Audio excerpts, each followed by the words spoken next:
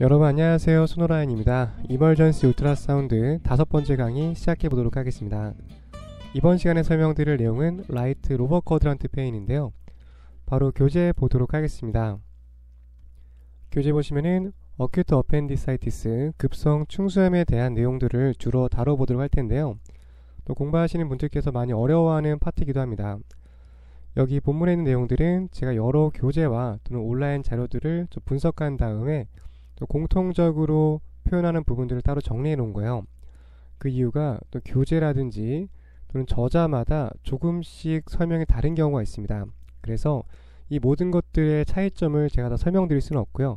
이 중에서도 공통적으로 가지고 있는 주제 위주로 정리했기 때문에 본문 내용 잘 참고하시면 되겠고요.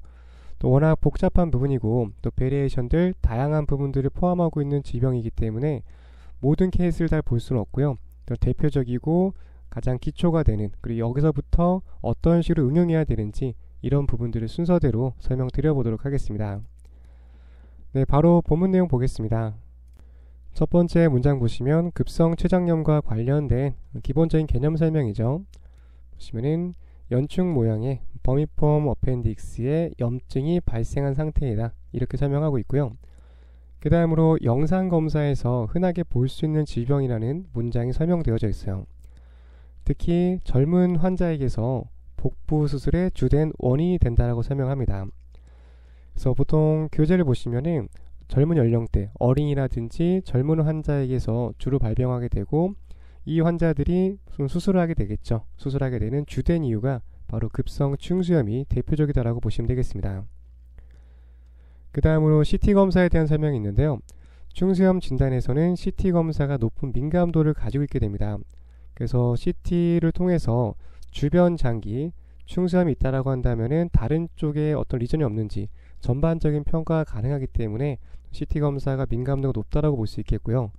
물론 초음파 검사로도 또 진단이 가능하긴 하지만 전반적인 어떤 제약 없이 환자의 체형이라든지 장내 가스의 제약 없이 진행하기 위해서는 또 CT 검사가 조금 더 장점을 가지고 있다, 이렇게 이해하시면 되겠습니다.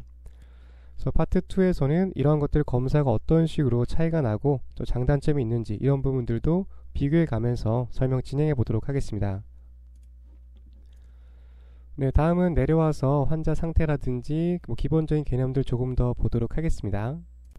에피데미올로지 보시면 급성 췌장염 같은 경우는 위에 설명드린 것 같은 맥락이에요. 어린이와 젊은 성인에게서 발병하는 것이 보통 흔하다라고 설명을 하고 있고요. 그리고 라이프에서 20-30년 내에 최대 발병률을 보인다, 마찬가지로 같은 맥락입니다. 젊은 연령대에 호발한다.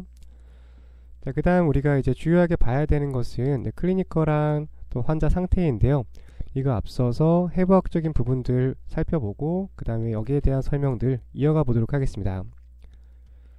어펜딕스의 기본적인 해부학적 구조입니다. 보시는 것처럼 이쪽에 터미널 일리움이 있죠. 쭉 연결돼서 대장 쪽으로 연결이 되는 이 부분을 일리오세칼 밸브라고 합니다. 연결 부위가 있고요. 그 다음에 결장 쪽으로 연결이 되어지는데 이 끝부분에 시쿰, 맹장이라고 하는 부분이 있습니다.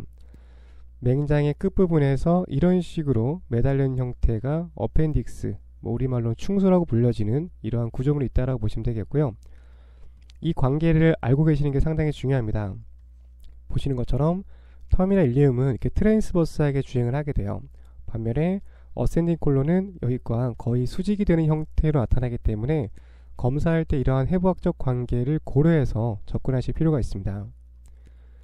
그 다음으로 어펜딕스 주변에는 메소 어펜딕스라는 구조물이 있는데요, 그물망처럼 주변에 있는 구조물인데 어펜딕스에 염증이 생기게 되는 상태에서 이 주변에 있는 메소 어펜딕스까지 염증이 동반될 수가 있어요. 이런 것도 영상의 특징으로 관찰될 수 있기 때문에 주변의 해부학적 구조물까지 봐주시면 되겠습니다. 네, 그 다음으로 모든 교재에서 강조하고 있는 내용인데요, 검사할 때 여기 있는 맹장의 존재를 확인하고 맹장에서 기인되는 이 부분을 체크했을 때 가장 정확하게 어펜딕스를 진단할 수 있다라고 설명을 하고 있어요. 네, 물론 굉장히 어려운 과정이긴 하지만 이 맹장을 영상에서 최대한 묘출하는 이 과정들 또는 터미널 일리움에서 연결되는 이 부분까지 전체적인 흐름을 잘 묘출할수록 더욱더 정확한 검사가 될 수 있다. 이렇게 보시면 되겠습니다. 네, 간단하게 어펜딕스 해부학 살펴봤고요. 다시 교재 넘어와서 환자 상태와 관련된 임상정보 보도록 하겠습니다.